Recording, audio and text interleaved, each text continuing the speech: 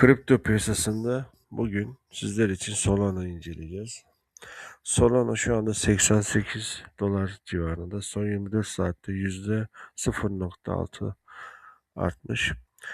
Gelişmelerde Frontier güncellemesi, Visa interaksiyonu ve kurumsal ETF girişleri Solana'ya güçlü bir destek sağlıyor.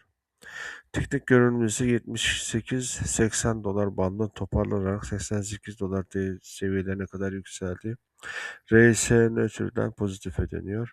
Riskler ise validatör sayısındaki düşüş ve yüksek volatilite yatırımcılar için dikkat edilmesi gereken noktalar. Şu anda benim size kendi düşüncem herhangi bir şey olmayacak. Sadece İran görüşmelerinin sonucuna göre hareket edilecek. Bence FED Başkanı değişene kadar kripto piyasasında hiçbir şey olmayacak arkadaşlar. Kısa ve net analiz için takip etmeyi, beğenmeyi, istediğiniz hisse ve coin'i yorumlara yazmayı unutmayın. Kendinize iyi bakın.